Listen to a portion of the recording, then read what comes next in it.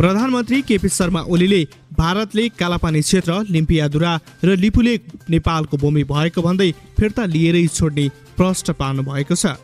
गत शुक्रबार संघीय संसदको दुवै सदनले संयुक्त बैठकमा प्रस्तुत आगामी आर्थिक वर्षको नीति तथा कार्यक्रममाथिको छलफलमा उठेका जिज्ञासाहरूको जवाब दिने क्रममा प्रधानमन्त्रीले भारतले मिचेको भूभाग ठोस कूटनीतिक प्रयास गरेर फिर्ता लिइने बताउनुभयो। उहाँले भारतको प्रतीक चिन्ह चारमुखे सिंहमा सत्यमेव जयन्ती लेखिएकाले भारतले सिंहमेव जयन्तीको व्यवहार नगर्ने विश्वास नेपाल र नेपालीको रहेको बताउनुभयो। लिम्पियाधुरा, कालापानी र लिपुलेक समेटिएको नेपालको नयाँ नक्सा मन्त्री परिषदबाट स्वीकृत भएको सदनलाई जानकारी दिँदै उहाँले नेपाली भूमिमा भारतले बाटो निर्माण गरेपछि सरकारले उक्त भूमि आफ्नो नक्सामा समावेश गर्ने निर्णय गरेको बताउनुभयो। उहाँले दुई ठूला देशको बीचमा रहेको मुलुकले तथाकथित राष्ट्रवाद वा लम्पसारवादको बाटो समाउन नहुने बताउनुभयो। साथै नेपालको मानचित्रमा भएको परिवर्तन छिट्टै सार्वजनिक गर्ने पनि उहाँले बताउनुभयो।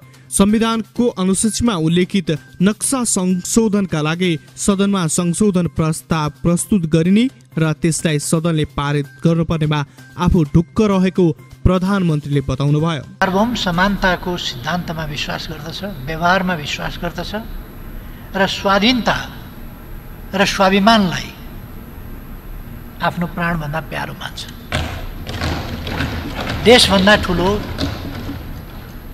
देशको स्वाभिमानभन्दा ठुलो, मातृभूमिभन्दा ठुलो, मातृभूमिको हितभन्दा ठुलो केही हुँदैन र त्यसका निम्ति समर्पित हुनभन्दा ठुलो गौरवको विषय पनि केही हुँदैन। चाहे विदेशीले भनुन्, अरूको उक्साहटमा लागेर, अरूको सन्दर्भमा अरूले भनेर, अरूले खटाएर नेपालले बोल्यो जस्ता कुराहरू, यो अत्यन्तै नेपाल राष्ट्रलाई होच्याउने र अपमान गर्ने कुरा हो। नेपाल राष्ट्र यो गुलामीलाई कहिल्यै स्वीकार नगरेको, स्वाभिमानका निम्ति बलिदान गरेको, दासता अस्वीकार गरेको स्वाभिमानी राष्ट्र हो। कसैको उक्साहट र भयकापमा चल्दैन। यो सबैले बुझ्ने गरी म भन्न चाहन्छु। त्यसै गरी अहिलेको सरकार र नेपाल राष्ट्र कहिले कहिले आम राष्ट्रको हित, आम राष्ट्रको भावना प्रतिबिम्बित नभइरहेको हुनसक्छ, तर अहिलेको सरकारको सन्दर्भमा यसले राष्ट्रिय हितको प्रतिनिधित्व गर्छ, राष्ट्रिय स्वाभिमानको प्रतिनिधित्व गर्छ र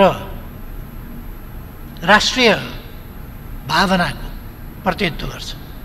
यसर्थ कसैको दबाबमा भन्ने प्रश्न अहिलेको सन्दर्भमा यो प्रश्न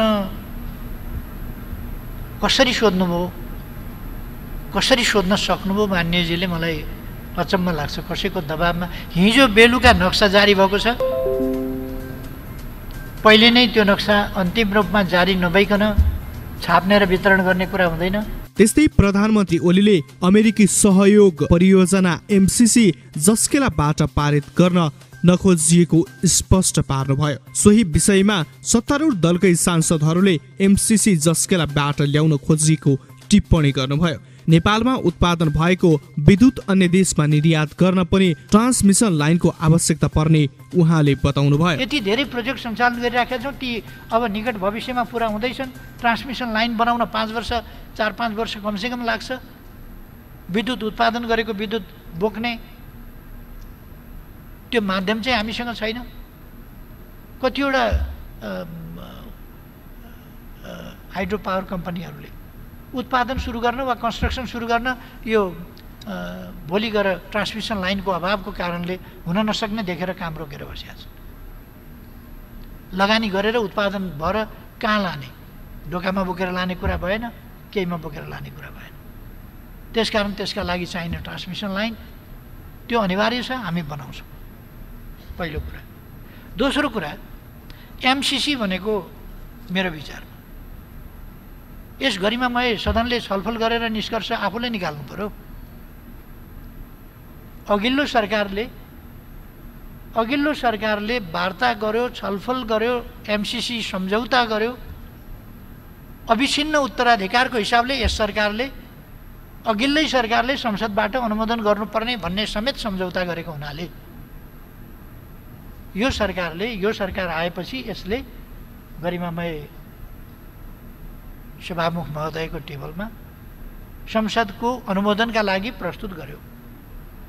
यो एमसीसी अहिलेको सरकारले सम्झौता गरेको होइन, अघिल्लो संयुक्त सरकारले सम्झौता गरे र अविच्छिन्न उत्तराधिकारवाला हुन्छ सरकार भनेको। अघिल्लो सरकारले गरेको काम मैले गरेको होइन भनेर अलपत्र छोड्न मिल्दैन। त्यसको सम्झौताको परिपालना गरेन भने विश्वसनीयता, कूटनीतिक विश्वसनीयता, राज्यहरूका बीचमा गरेका सम्झौताको विश्वसनीयता, नीतिहरूको निर्णयहरूको स्थिरताको स्थायित्वको विश्वसनीयता त्यो गम्भीर रूपमा प्रश्न उठ्छ। त्यसपछि त्यस्तो सरकारसँग, त्यस्तो देशको सरकारसँग सम्झौता कसरी गर्ने? कुनै देशले अहिलेको सरकारसँग गर्यो भने भोलिको सरकारले आएर त्यो मान्दिन भन्छ भने कसरी गर्ने? त्यसकारण सम्झौता गर्ने बेलामा हरेक देशको हरेक समयको सरकारले राष्ट्रिय हितको पक्षमा अत्यन्तै होशियार हुनुपर्छ, सावधान हुनुपर्छ। त्यस्तै प्रधानमन्त्री ओलीले कोरोना महामारीले विश्वव्यापी असर पारिरहेका बेला नेपालले आफूलाई आत्मनिर्भर अर्थतन्त्रतर्फ अघि बढाउनु पर्ने भएको बताउनुभयो। सरकारले नीति तथा कार्यक्रममा कोरोना रोकथाम र नियन्त्रण गर्न पहिलो प्राथमिकता भएको बताउनु भएको हो। छिमेकी भारतबाट संक्रमित भएर आउने संख्या अत्यन्तै बढी भएको र उनीहरू लुकेर बस्ने भएकाले गम्भीर भएर रोकथाममा लाग्नु परेको उहाँको भनाइ छ। तयारी नभएको अवस्थामा, नसोचेको अवस्थामा अकल्पनीय ढङ्गले अप्रत्याशित उपस्थिति यस कोरोनाले जनायो र एकैचोटि आक्रमण सुरु गर्यो र तीव्र बनायो। यस आक्रमणलाई पराजित गर्न हामीले यो महामारी सुरु भएपछि, देखा परेपछि अनि तयारी गर्नु पर्यो हामीले। त्यसकारण हाम्रा तयारीहरू पर्याप्त छन् भन्ने होइन। हामी बिल्कुल पर्याप्त तयारीका साथ तयारी हालतमा थियौँ, तयारी हालतमा हामीले यसको सामना गऱ्यौँ भन्ने अवस्था पनि होइन। हामी तयारी अवस्थामै थिएनौँ। हामीले कल्पना पनि गरेका थिएनौँ कि कोरोना भाइरस आउँछ र विश्व अर्थतन्त्रलाई ध्वस्त बनाउँछ, विश्व मानव जातिलाई अस्तित्वमै चुनौती खडा गर्ने गरी एउटा भयावह स्थितिको सिर्जना गर्छ र यसले आर्थिक अवस्था, सामाजिक अवस्था, दैनिकी लगायत मानसिक अवस्थामा समेत मानिसहरूलाई प्रभावित गर्न सक्छ र ज्यानै तलमाथि हुने स्थिति र यति छोटो अवधिमा लगभग 3 लाखको ज्यान जाने स्थिति यो यस अवस्थामा पुर्याउँछ भन्ने कल्पना गरिएको थिएन, तयारी पनि थिएन। पहिलो टेस्ट हामीले हङकङ पठाएर गरेका थियौँ। मान्यजीहरूलाई त्यो सम्झना होला। उहाँले अर्थतन्त्रमा पारेको प्रभावले उत्पादनमा ह्रास आएको र राजस्व कम उठेको, रेमिटान्समा असर परेको जनाउँदै यसको सामना गरेर जीवन र समाज चलाउनु पर्ने उल्लेख गर्नुभयो। प्रधानमन्त्री ओलीले विदेशमा रहेका नेपालीहरूलाई क्रमशः नेपाल ल्याउने बताउनुभयो। उनीहरूलाई एकैपटक नेपाल ल्याउन नसक्ने भन्दै प्राथमिकताका आधारमा नेपाल ल्याइने उहाँको भनाइ छ। रेडियो रिपोर्टका लागि दिपेन्द्र बोहरा, काठमाडौँ।